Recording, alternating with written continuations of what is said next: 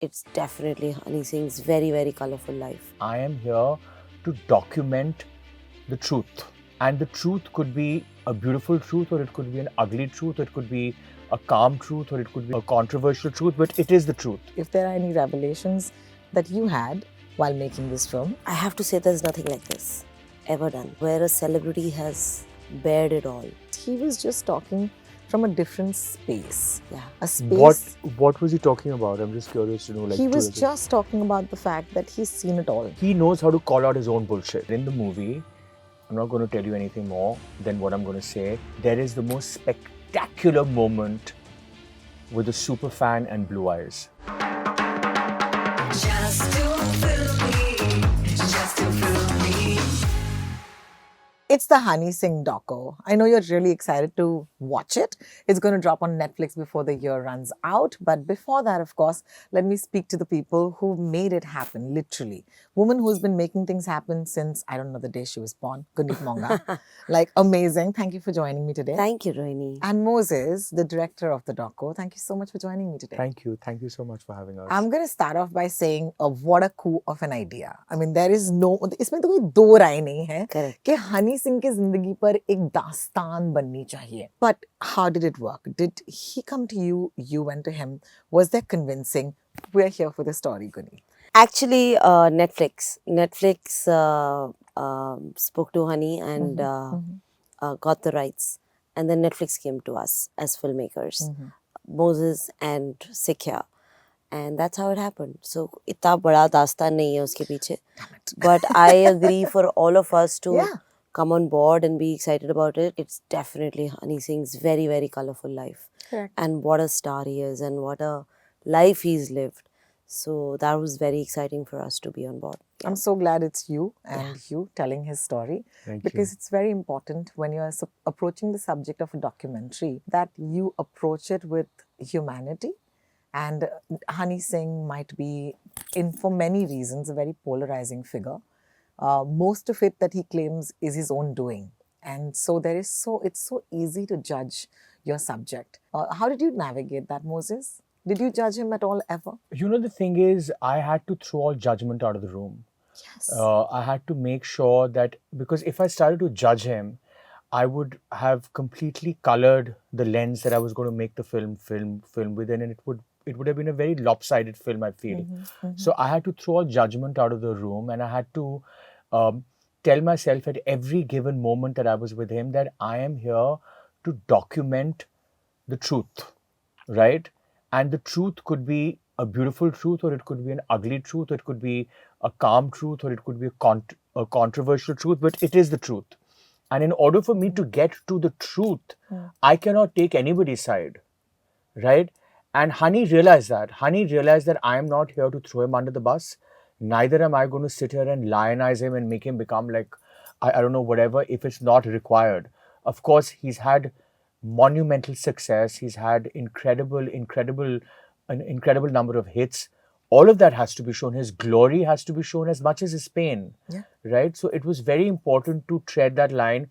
And it was a very fine balance that I had to tread the whole time that I was on this film, and not once lose my sight of the fact that I cannot go this way or that way. I just have to completely be balanced. I have to be in the middle, and I have to tell the truth. And I had incredible producers who supported that. I had an incredible editor who brought that to life. And of course, Netflix was great.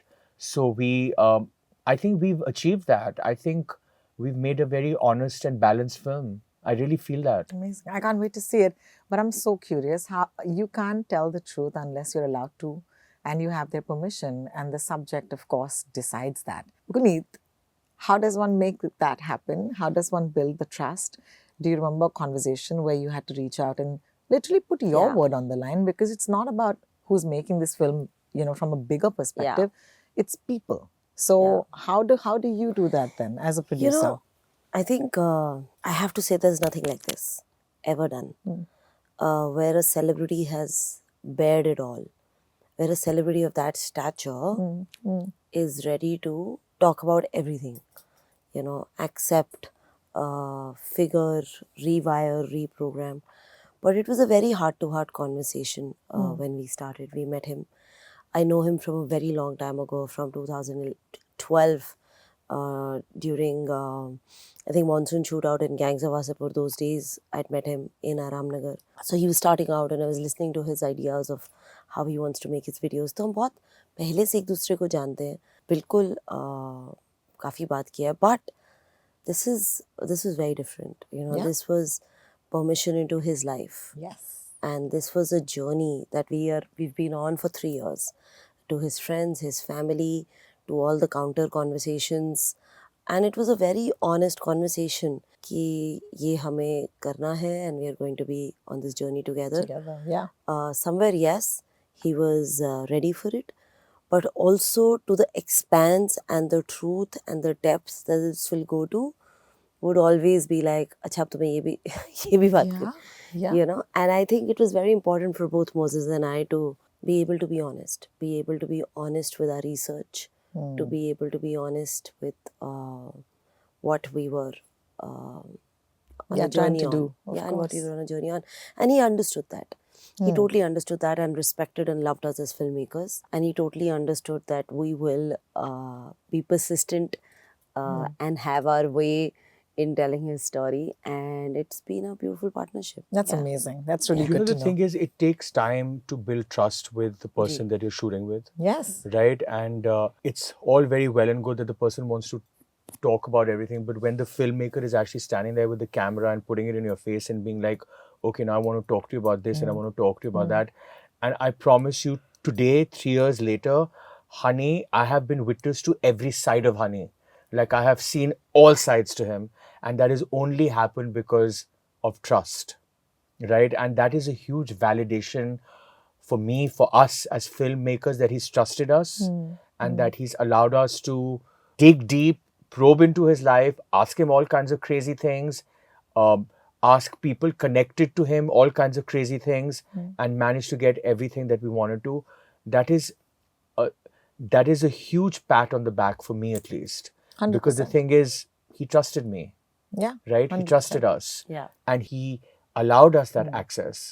So what it has given us is a very humane, a very deep, and a very revelatory film about a giant pop star, True. right? Absolutely. Which we've not seen in this country till now, something like that, something that honest. I'm so bare. curious. Now I'm like I'm here, but I'm more excited because I do want to ask you if there are any revelations that you had while making this film, not from a what's in the doco perspective, but more from a, oh wow, you know, this is something that changed my life a little bit as well, because that process can have that impact. You know, fame has its own pluses and minuses. An insane amount of fame that comes to you suddenly, and everything you touch turns into gold. Yeah. You know, back to back, and you know, everybody. And we're in a very transactional industry. Yeah. You know, you can also be relevant and you can also be gone. And I think in a very short span, Honey has seen a spectrum of life. He's been on both the spectrums, you know. His resilience is something that I marvel. I'm in awe of that resilience. And the revelation for me was the extent of his mental health breakdown. I think we don't talk about mental health enough. We don't talk about what it happens when you've achieved. दुनिया पा ली, achieve कर लिया, पैसा आ गया, सपने पूरे हो रहे हैं, and you get lost Yeah. in that world. And it is not something that is in your control. And we know Honey as this powerful, fearless person. You know, he's like you said, you know, he's done a lot, created a lot, you know, been through controversies, everything, but he's, you know, been fearless. And then you have to be fearful of, you know, of the unknown. What's the impact of telling that story? Yes, but also living with that mental health situation and not knowing that this darkness will ever end. And what is it that you can do? You know, you have to just surrender to a complete breakdown and be able to gain weight, you know, not look like the way you're looking. And this, you're talking about a rock star, you know, who's on stage, who's on camera, who's with, who's on videos, who's dancing, and to go on that spectrum and then step by step, one day at a time, build himself back. 2-3 days ago that we were, we saw him at the AP Dhillon concert, do that entry. Yeah. Moses was there, and how Moses describes it was like the whole arena shook. But having been on this journey with 3 years with him, I take back resilience, and I take back that huge revelation of mental health and the extent of that. Amazing. What he went through. I would love to talk to him again, because I remember speaking to him, I think 2 years ago. So he was probably on this journey with you guys, and I saw a very different man. And I think that was very revelatory for me sitting with him, Yeah. because he was just talking from a different space. Yeah. A space. What was he talking about? I'm just curious to know. Like, He was just talking about the fact that he's seen it all. And when you've seen it all, there's nothing that phases you. It's a very spiritual journey that we've had with him. The thing is, the thing with Honey is that one of the most interesting things about him, of course, his resilience and his never say die spirit and his ability, his power to go back and all that stuff. But one of the most beautiful qualities about him is that he sees himself as it is. Right, and he's not deluding himself into believing that he's someone else or whatever it is. He's very honest with himself, right?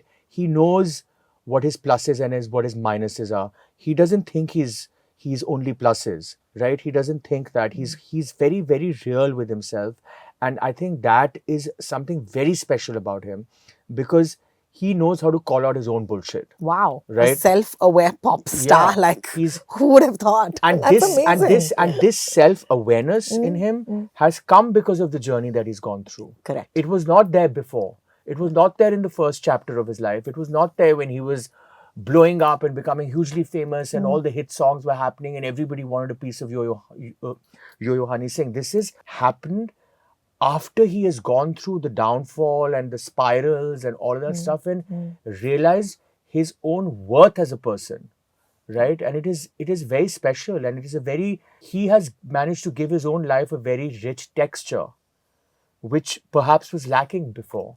Amazing. And we've managed to capture it in the film. I'm so glad you have. And I really want to ask you, because Moses, you had a little bit of experience in telling stories about music, with the Sunburn doco, I remember. So Oh God, that too, I forgot about And that. Zubaan. you only forgot about Yeah, it. I forgot about it. Zubaan, of course, but Yeah. particularly, of course, Sunburn, because that was something that is That close. was so crazy. It was It was great. such a crazy film, my Yeah. God. But I remember watching it because it's a festival that literally is of my time, right? Yeah. So I know the challenges that there are to actually even put something out there that it almost felt like we were there, and that was the compliment that I remember. Thank you. Like talking about Thank that you. festival. But I want to ask you, Guneet, is that the reason why you chose Moses to tell this story? Because there's a bit of experience when it comes to music or storytelling, or is it because of something else? So, Moses actually has a very, very special bond with music, in his core of storytelling. Yes. And it started from Zubaan. It started from actually Zubaan, through music, a person finding himself and that journey, the ups and downs of life, seeing the fame and being transactional and then seeing the crash and then having a spiritual awakening. And somewhere that was Moses' first film that I was producer on. And this actually project was initiated by Netflix. Correct. And in our conversations of directors at that time, the executive was Raghav Khanna. I think Moses was the top name, and Moses was the only director that we could all go to in terms of somebody who marries music, Yeah. understands Yeah. Punjabi music, and is a brilliant storyteller. I know all that is correct, and all that is, a very is check in the box, But I know Moses much more deeply and personally because it's been a decade Long long of a journey, friendship, yeah. more than a decade long of friendship, and 3-4 projects together, everything that we've done together. So knowing each other deeply, I just know that his superpower is in building trust. At his absolute Moses' superpower, that he's just somebody who can strike one of the most brilliant conversations with anybody, from any social sector, from any gender, from any profession, in a nightclub in a gurdwara. That's true. And in a gurdwara. I agree. Moses God, has thank you. I agree. Moses has a spectrum of conversation which is deeply spiritual and can be a complete nightclub yeah, conversation. yeah. You know, and the whole so true. so for me, I was 110% sure.